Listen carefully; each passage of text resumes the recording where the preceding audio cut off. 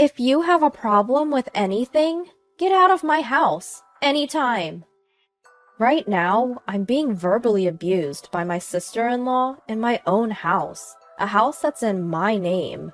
I gave her every chance in the world, and she just trampled all over my kindness. I won't show mercy to such a person any longer. I'll make her pay for her actions and make her regret everything she's done. My name is Emma, a 29-year-old housewife. I had been living happily with my husband John, whom I married 2 years ago. My father-in-law passed away before we got married, and 6 months ago, my mother-in-law slipped on the stairs of her apartment and broke her leg. The injury left her with a lingering numbness, and it became difficult for her to continue living as she used to. Given these circumstances, she started living with John and me. The house we live in was passed down to me by my father. My dad loves to travel, and he even bought a motorhome. He left the house he'd been living in to me and started a life in his motorhome with my mother. I decided to take advantage of my father's kindness and began living in the house he'd given me. Now, considering the care for my mother-in-law, I'm glad I accepted the house from my father. Emma, I'm sorry for moving in and needing your care, my mother-in-law said. It's okay, mother-in-law. Please, don't worry about it, I responded. From the first time we met, I liked my mother-in-law because she always maintained a healthy distance. That's why when she got injured and my husband suggested she move in with us, I could accept it without hesitation. Then, one day, a storm blew into our peaceful life. The doorbell rang while I was in the middle of cleaning the house. Yes, who is it? When I opened the front door, there stood my husband's sister, Jessica. Hey there, Emma! Long time no see! Oh, Jessica? Don't be so surprised. We're sister-in-laws after all. Well, about that sister-in-law thing. To be honest, I've never really been fond of my husband's sister, Jessica. She had been living with her husband for quite some time before John and I got married. She recently had a baby, but she demanded a hefty baby gift from my mother-in-law and never let us meet her grandchild. Not to mention, she was utterly selfish at our wedding. This food is awful! Totally killed my mood. She had no problem loudly complaining about everything. When my mother-in-law got injured, she dumped everything onto John, saying, "You're the older brother, aren't you? You should take care of this." She didn't even come to check on my mother-in-law. And of course, she was just as disrespectful to me, saying things like, "So, you're Emma, huh? You're kind of plain." The first time we met. I can never forget the shock of that day. Jessica always has something unnecessary to say, and that's why I never had a good impression of her. When she showed up unannounced that day, I had a bad feeling about it. "Jessica, what brought you here?" I asked. In response to my question, my sister-in-law Jessica shrugged her shoulders rather exaggeratedly. "Well, you see, I'm a little strapped for cash right now. Could you lend me $1,000? No, make that $2,000? What? $2,000? That's too much." I hurriedly retorted, but Jessica showed no sign of backing down. In fact, she even aggressively asked for $1,000. Should I just lend her the money and get her to leave as quickly as possible? A fleeting thought crossed my mind, but given Jessica's personality, once I lent her the money, I knew I wouldn't get it back. I decided to firmly refuse. "No matter how much you ask, I can't. I'm sorry. We have our own lives to live." At that, Jessica's mood worsened abruptly. "Just give me the money. How dare you defy your sister-in-law?" Just as I thought she had shouted enough, she suddenly pushed me on my shoulder, causing me to fall on my rear. Looking down at me, Jessica smirked and extended her hand. "Come on, lend me the money now." That made me really mad. Can't do! Please leave! I forcibly ejected Jessica and locked the door. Hey! Open up! Are you listening to me? Jessica shouted from the porch. Reacting to her voice, my mother-in-law handled it for me through the door. If you're going to make any more noise, I'm calling the police. Jessica instantly quieted down, stating, "Fine, I'll be back," before she left that day. After confirming Jessica's departure, my mother-in-law apologized to me. "Emma, I am really sorry. My daughter caused you so much trouble." "Mother, it's okay. In the end, I didn't lend her any money. But still, I'm truly sorry. It must have been unpleasant for you." My mother-in-law seemed to feel a lot of guilt, and she kept apologizing. I couldn't help but wonder how such an arrogant daughter could have come from such a humble mother. When my husband, John, came home that night, I told him everything that had happened. Upon hearing the story, his face turned beet red with anger. "What the? That's too much of a nuisance! Emma, I'm really sorry. I don't even know how to apologize." My husband bowed his head to me. Seeing this, my mother-in-law once again apologized. And so, the day ended with an incredibly awkward dinner. The next day, the intercom rang again. Through the door, I could hear Jessica's cloying voice. "Emma, darling, please, I won't do anything weird anymore. Just lend me the money and I'll leave, right away." Oh boy, 2 days in a row? Even I was taken aback. Unfortunately, my mother-in-law was out, so I was home alone. I cautiously opened the door with the chain on, and Jessica peeked in with great enthusiasm through the gap. "Oh good! You opened it! So, about yesterday..." "Jessica, like I said before, I can't lend you money." At my preemptive strike, Jessica frowned for a moment, but then quickly began to feign tears. "But if things continue like this, I'll starve to death with my daughter." "Starve to death? What do you mean?" "I'm in debt to my husband."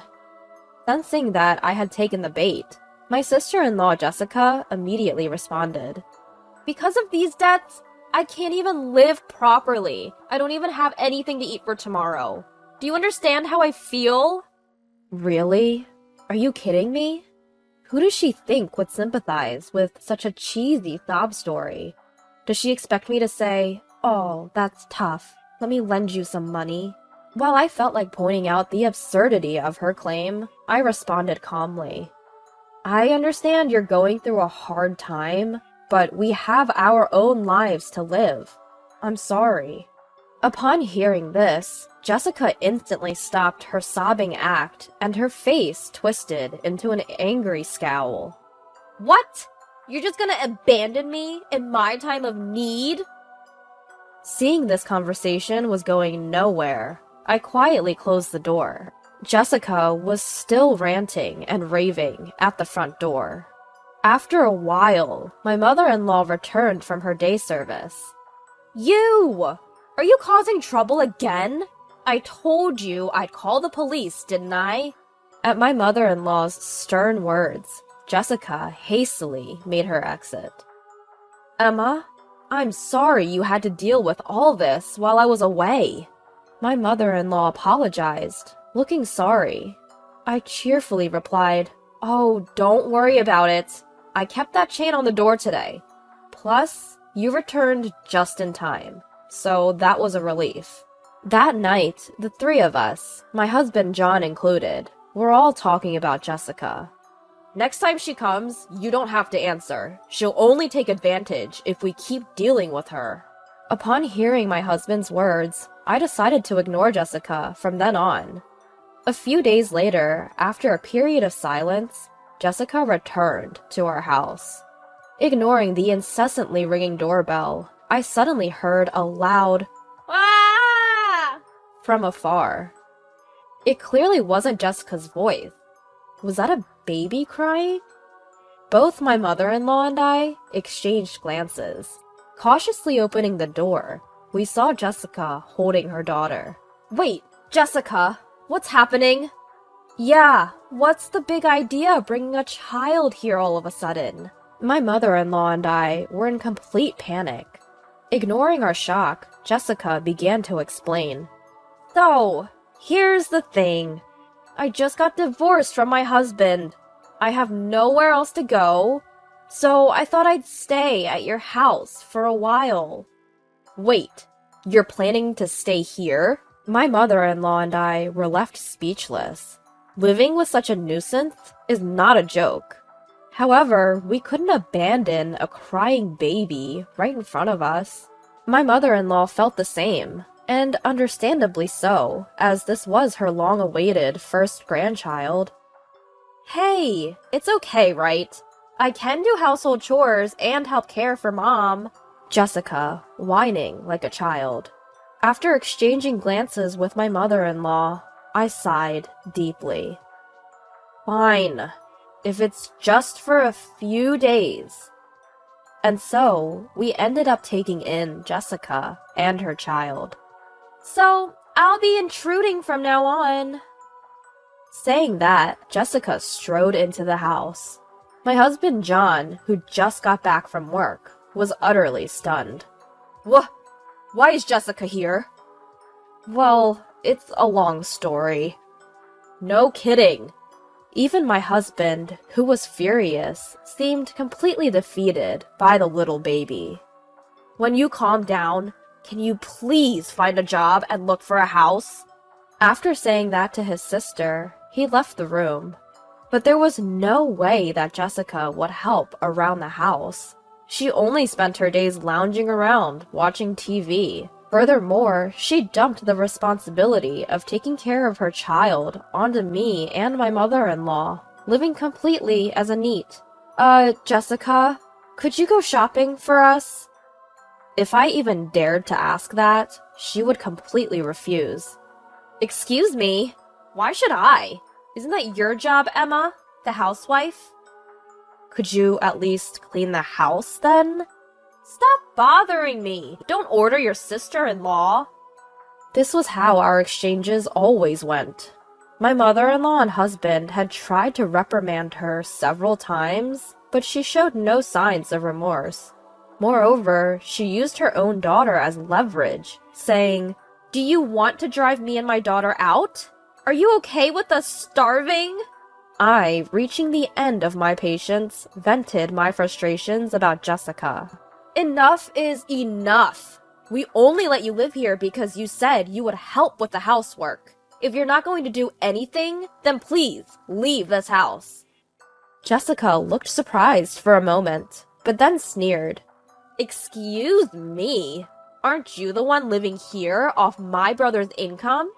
As a mere housewife, living off my brother's hard-earned money. How dare you tell me to leave? If you have a problem, why don't you be the one to leave this house? She doesn't get it. This house was a precious gift that I received from my father.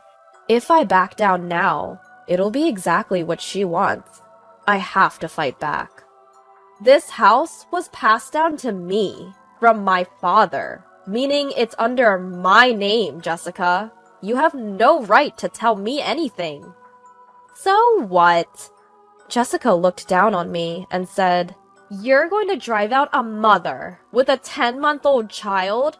If you can, do it, you heartless woman!" At that moment, the emotions I had been suppressing exploded.